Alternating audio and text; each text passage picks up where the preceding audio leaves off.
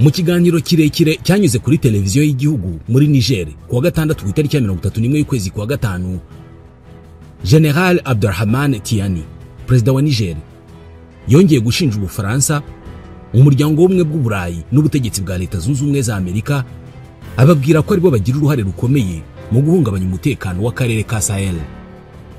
Yanagiye kure avuga ko aribo banyira bayazana biterabwoba muri kariya karere, by'umwihariko avuga ko Ubufaransa, umuryango w'ubumwe bw'Uburayi na Leta Zunze Ubumwe za Amerika bakorana n'imitwe y'iterabwoba nka Boko Haram n'indi ikorera muri kariya karere ngo kugira ngo ihungabanye ibihugu bya Burkina Faso, Niger na Mali byibumbiye hamwe mu cyo bise AES. Perezida wa Niger yavuze ko Ubufaransa n'abafatanyabikorwa babwo bo mu burengerazuba bw'isi, kimwe n'abahoze mu butegetsi bwahiritswe muri Niger, ngo bari inyuma y'ibitero by'iterabwoba bimaze iminsi bihitana abaturage b'Abanya-Niger. Yashimangiye ko ibikorwa byo guhungabanya umutekano bikomeje kwiyongera, ngo bitegurwa n'icyahoze ari igihugu cyabakolonije ari cy'Ubufaransa, ngo kigamije guhungabanya ibihugu bigize umuryango w'ubufatanye bw'ibihugu byo mu karere ka Sahel, AES. Ati barabizi ko AES iramutse igize intambwe itera igaragara, ibindi bihugu byo muri Afurika nabyo bizashaka kwinjira muri uwo murongo ndetse n'uwo muryango. Niyo mpamvu Ubufaransa n'abakozi babwo barimo gukora ibishoboka byose ngo babangamire imbaraga z'inzego za gisirikare z'ibihugu byo mu karere ka Sahel, niko yavuze. Reka muri iki kiganiro tugaruke ku ngingo z'ingenzi zavuzwe n'uyu musirikare uyobora iki gihugu cya Niger cyo mu karere ka Sahel.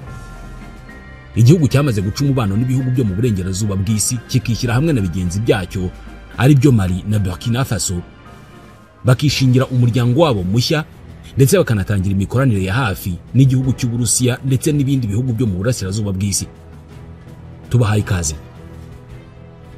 Kimwe n'umusangirangendo we uyobora Burkina Faso, General Abdurrahman Tiani, nawe ni perezida w'igihugu utazwi mu mwambaro wa costume, nawe ahora yiyambariye imyambaro ya gisirikare.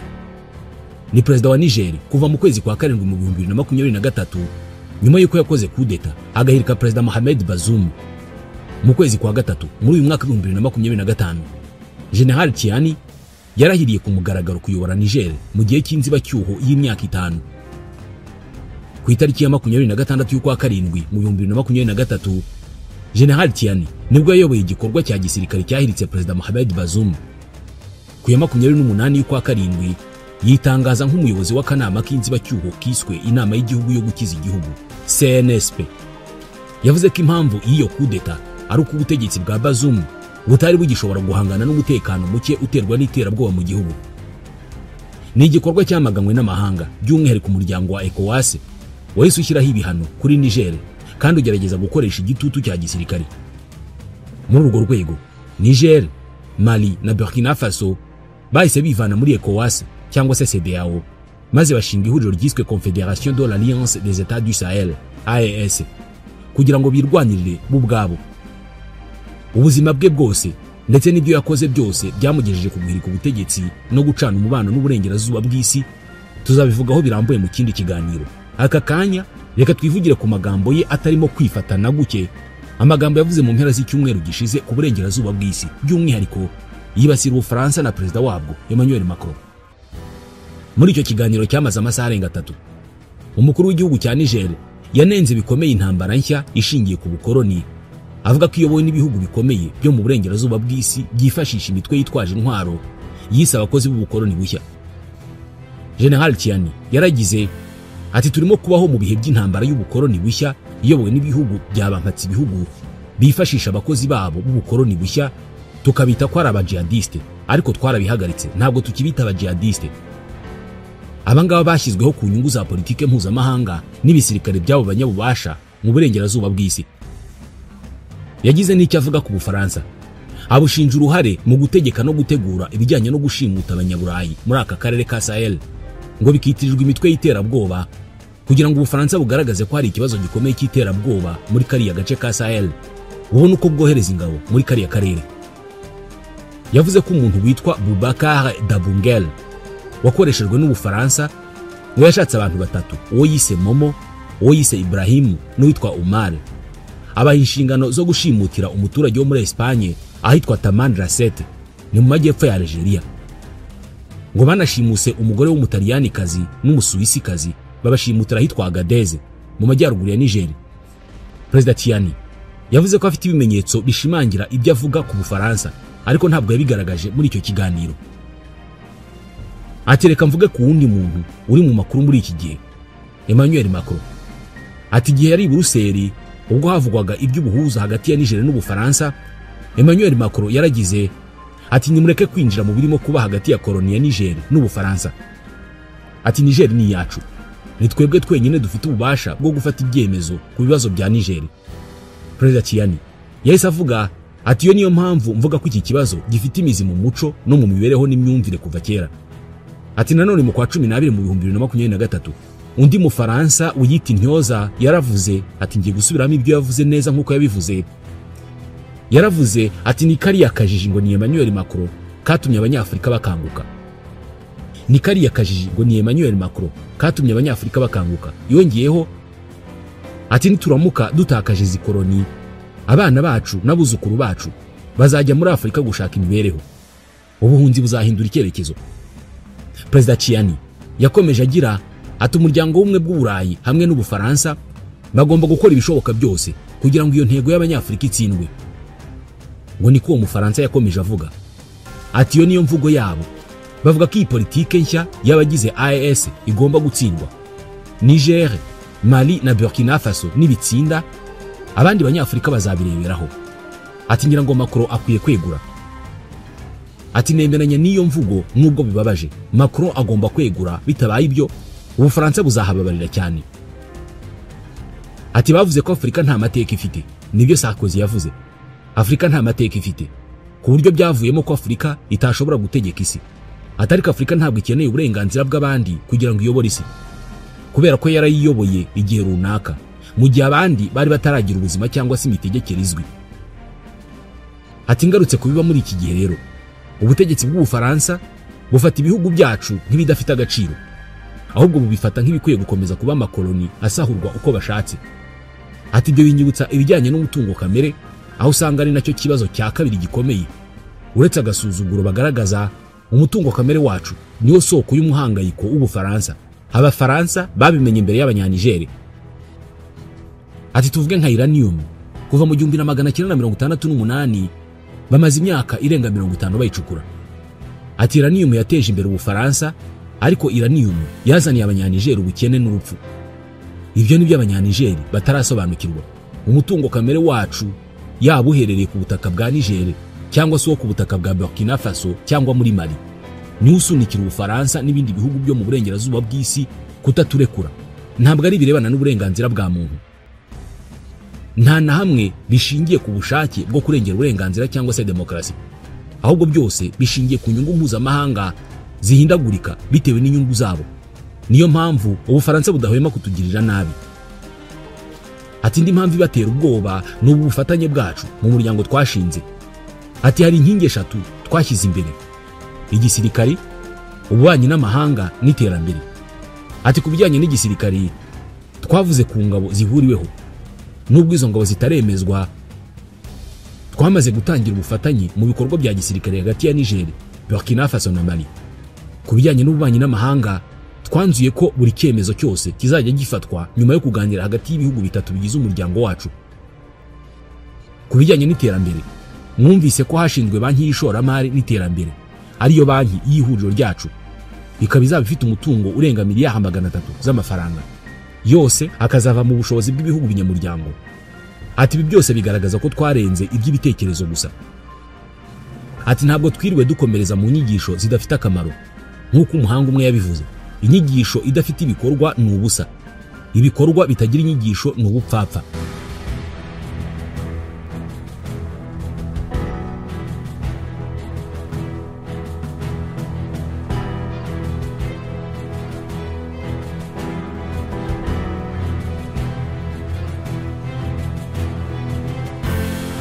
General Abdurrahman Tiani yanagarutse kandi ku ntambara yo mu itangazamakuru n'itumanaho, ayisobanura ashingiye ku bikorwa bivugwa ko bikorwa n'ibihugu byahoze bikolonije Afurika hamwe n'abandi bafatanyabikorwa bo mu burengerazuba. Yashinje Ubufaransa gutangiza ibikorwa by'ikiswe ubukangurambaga bwo kuyobya ibitekerezo hifashishwa imbuga nkoranyambaga n'itangazamakuru, aho hifashishwa ibigo by'ubufatanye mu by'itangazamakuru bigakorana n'abitwa abanyamakuru n'abakorera ku mbuga nkoranyambaga mu bihugu bigize AES, ubwo ni Niger, Mali na Burkina Faso. Intego nk'uko abivuga ni uguhungabanya ubutegetsi bwa gisirikare buriho, kuyobya rubanda binyuze mu itangazamakuru no guca intege gahunda z'ihuriro ry'ibihugu bya Sahel ku nzego zose. Perezida wa Niger yongeyeho ko hari inama z'ibanga zabereye Abuja mu gihugu cya Nigeria ku itariki ya 25 y'ukwezi kwa mbere no ku ya 3 y'ukwa kabiri mu 2025. Izo nama nk'uko abivuga ngo zahuje intumwa zaturutse mu Bufaransa, muri Leta Zunze Ubumwe za Amerika, muri Nigeria, muri Benin no muri Cote d'Ivoire, hamwe n'abahagarariye imitwe y'iterabwoba nka Boko Haram na ISWAP. Iri ni ihuriro ry'intagondwa z'intara ya Kisilamu muri Afurika y'Uburengerazuba. Nk'uko General Tiani abivuga, intego y'izo nama yari ugushakira iyo mitwe inkunga y'amafaranga, ibikoresho by'intambara n'ubufasha mu bikorwa byo guhungabanya umutekano mu bihugu bigize AES.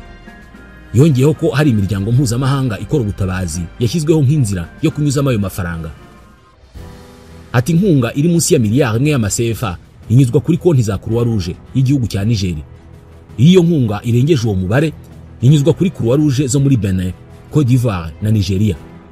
Mu rwego rwo gusobanura ibyabaye, General Tiani yasobanuye impamvu komite mpuzamahanga ya Croix Rouge CICR yirukanywe ku butaka bwa Niger. Avuga ko bamwe mu bayihagarariye ngo bitabiriye zimwe muri izo nama twavugaga mu kanya. Yanashimiye imikorere y'inzego zihuriweho z'ihuriro rya AES zigizwe na Niger, Mali na Burkina Faso. Azivuga nk'ingabo zifite ubushobozi bwigaragaza mu ntambara. Yashishikarije abaturage bo mu karere ka Sahel n'abandi bose bo muri Afurika kugira ishema ry'imbaraga bashyira mu rugamba rwo guhangana n'ubukoloni bushya bwo mu burengerazuba bw'isi, nubwo ibikorwa byo guhungabanya umutekano bikomeje kwiyongera, hamwe n'itangazamakuru ryo hanze rikomeza gukwirakwiza amakuru y'ibinyoma asa nateguriza akaga muri kariya karere. Izi mvugo n'ibi birego bya perezida wa Niger bije mu gihe umubano ukomeje kuba mubi hagati y'ibihugu bya AES n'ibihugu byo mu burengerazuba bw'isi, cyane cyane Ubufaransa, by'umwihariko kuva habaho ihirikwa ry'ubutegetsi bwa gisivile muri Mali mu 2021, muri Burkina Faso mu 2022 no muri Niger mu 2023. Aya makimbirane yakajije umurego nyuma y'uko ibyo bihugu bitatu byatangaje ku mugaragaro ko byikuye mu muryango wa CEDEAO mu kwezi kwa mbere mu 2024, maze bifata icyemezo cyo gukomeza gutsura umubano w'ubufatanye mu bya gisirikare n'ubukungu binyuze muri Confederation y'ibihugu byo mu karere ka Sahel AES.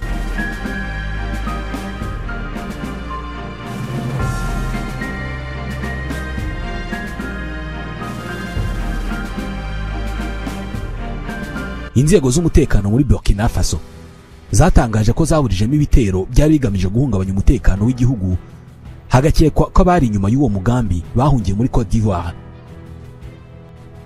Mu mwaka wa 2022 muri Burkina Faso habaye ihirikwa ry'ubutegetsi ryayobowe na Kapiteni Ibrahim Traoré. Uyu musirikari ashinja Cote d'Ivoire gucumbikira abatavuga rumwe nawe, ari nabo bikekwa ko bakomeje gucura imigambi yo guhungabanya umutekano w'igihugu cye, by'umwihariko gushaka kumuyirika. Minisitiri w'umutekano muri Burkina Faso, Mahamadou Sana, yavuze ko inzego z'iperereza zavumbuye umugambi wo gutera igihugu hagamijwe guteza imvururu.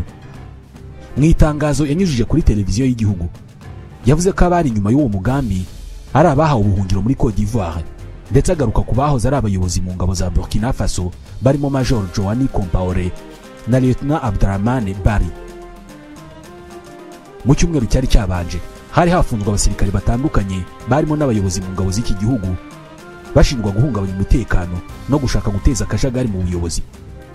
Kuva mu mwaka wa 2015 Burkina Faso yakunze kuzahazwa cyane n'ubugizi bwa nabi, bikagirwamo uruhare n'imitwe y'iterabwoba ikorana bya hafi na Islamic State cyangwa se Al-Qaeda.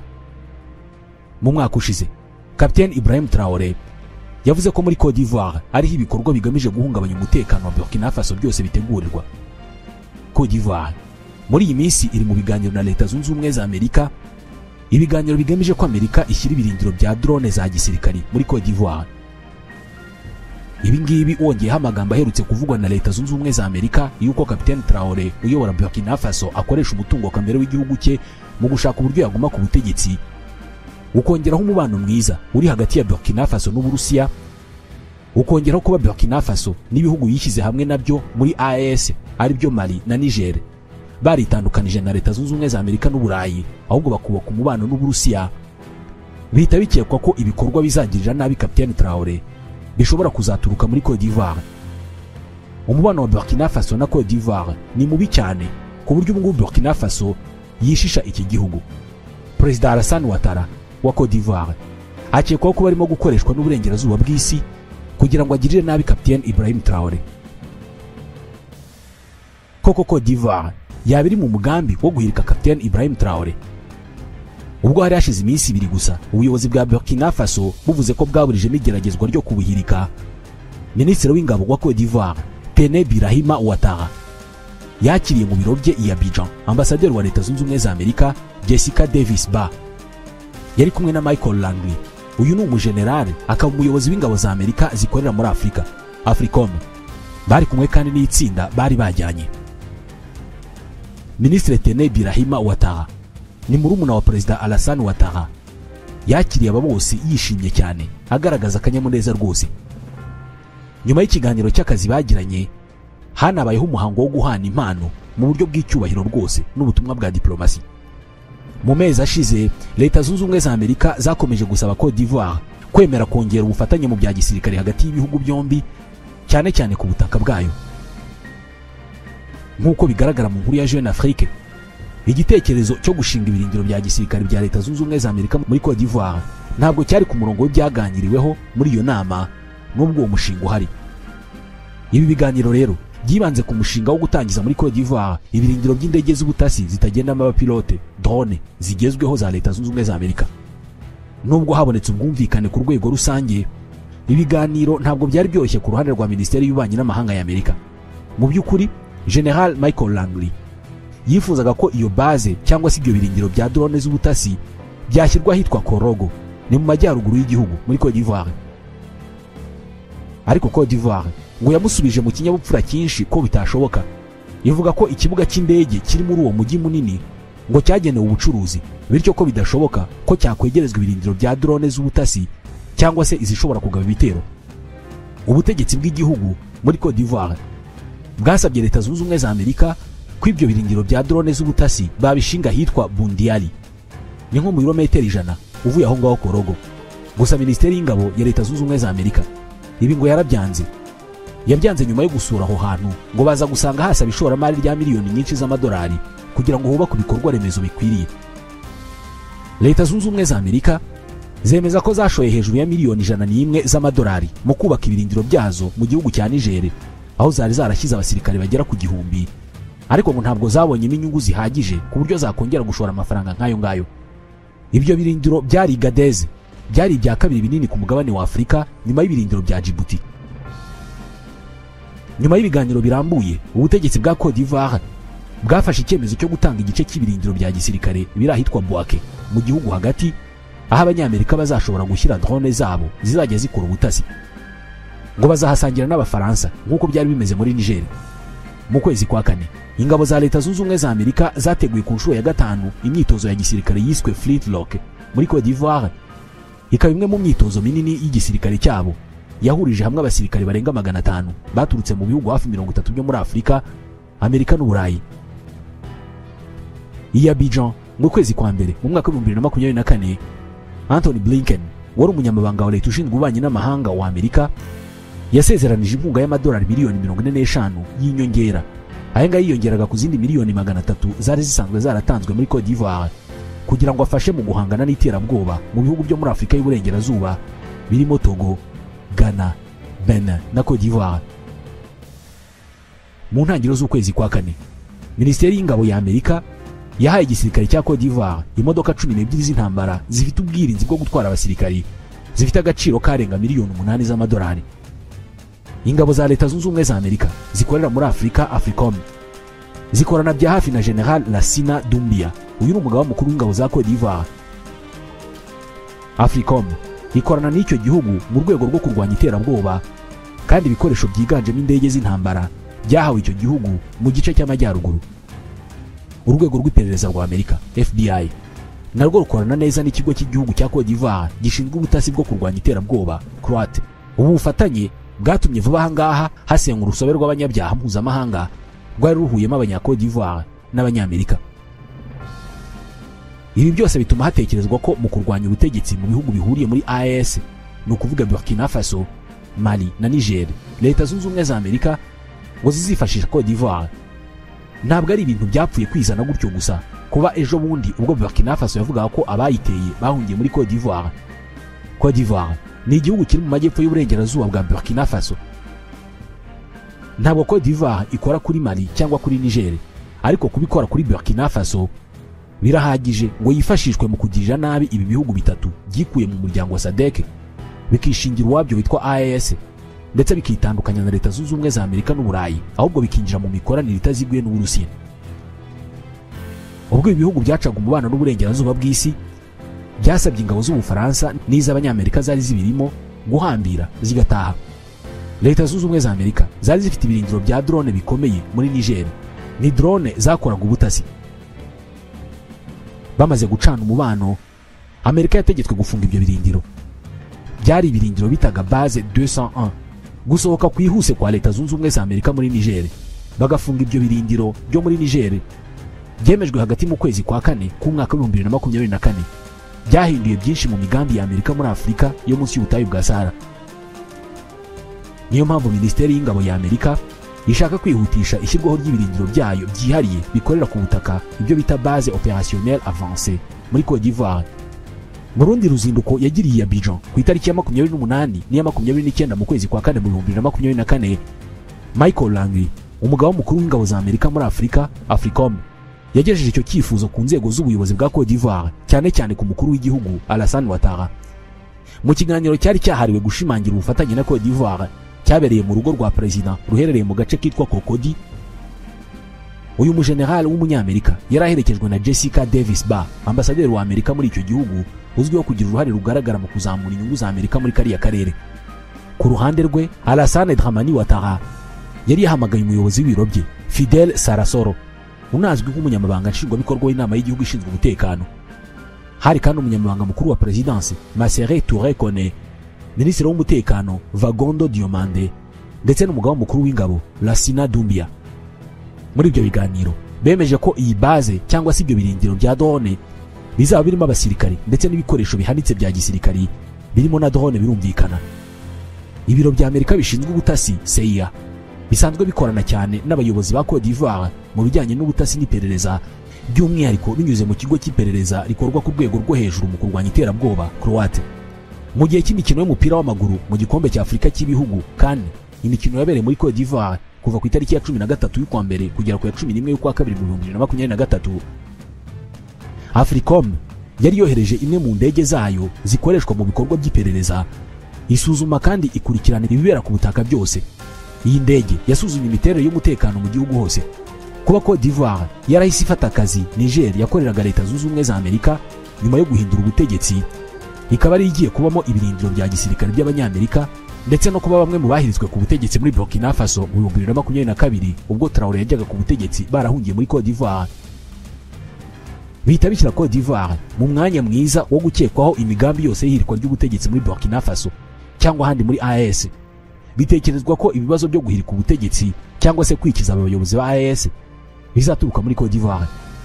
Captain Ibrahim Traoré uyobora Burkina Faso kuva mu kwezi kwa 9 mu 2022 aherutse kwamagana ibihugu byo mu burengerazuba bw'isi bikomeje kwivanga mu buzima bwite bwa Afurika.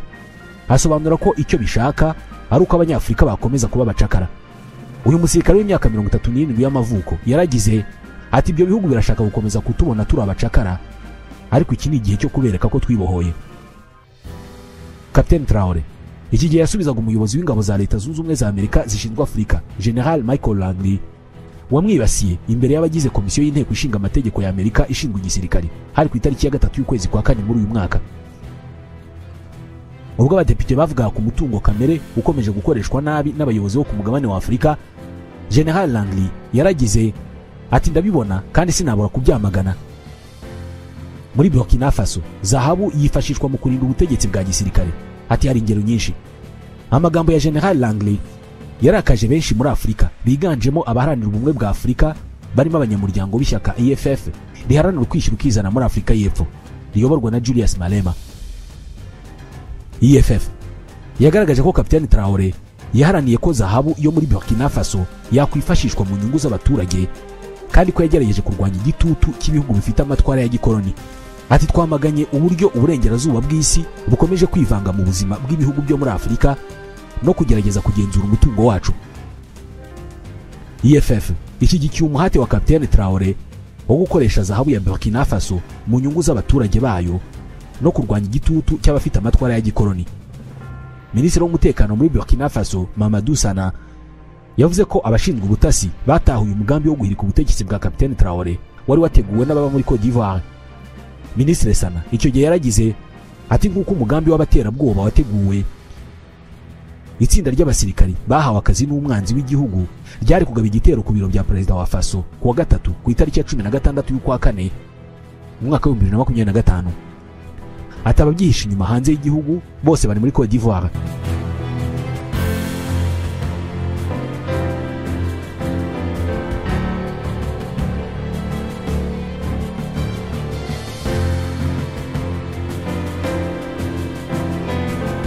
Ni inshuro nyinshi ubutegetsi bwa Kapiteni Ibrahim Traore bwatangaje ko bwaburijemo umugambi wo kubukuraho no guteza imvururu mu gihugu. Mu kwezi kwa karindwi no mu kwa 11 mu 2024 bwasohoye amatangazo busobanura ko abakekwaho gutegura umugambi nk'uwo nguwo ngo barimo gukurikiranwa. Bigaragara ko Kapiteni Traore atizeye umutekano we nubwo afite abamurinda nk'umukuru w'igihugu kubera ko igihe cyose ari mu ruhame aba afite pistole ku itako. Mu muhango w'irahira rya Perezida John Mahama wa Ghana wabaye mu kwezi kwa mbere muri uyu mwaka, Kapiteni Traore niwe mukuru w'igihugu wenyine mu barenga 20 witabiriye uwo muhango afite imbunda. Nubwo General Langli yashinje Kapiteni Traore gukoresha zahabu ya Burkina Faso kugira ngo agumane ubutegetsi, ibinyamakuru mpuzamahanga byo mu burengerazuba bw'isi bikamwita umunyagitugu. Abaturage bo muri Burkina Faso bo baramushima cyane. Ubwo yarahiriraga kuyobora Burkina Faso, yasezeranije abaturage ko agiye guhangana n'ibikorwa by'iterabwoba bibangamira umutekano w'igihugu, akubaka igisirikari, akubaka urwego rw'ubuvuzi, agateza imbere imibereho y'abaturage n'ibikorwa remezo.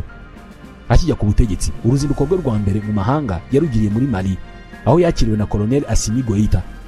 Bombi hamwe na General Abdourahmane Tiani wa Niger bafatwa nk'ibicibwa muri politike mpuzamahanga kubera ko ngo bayobora ibihugu byabo bataratowe.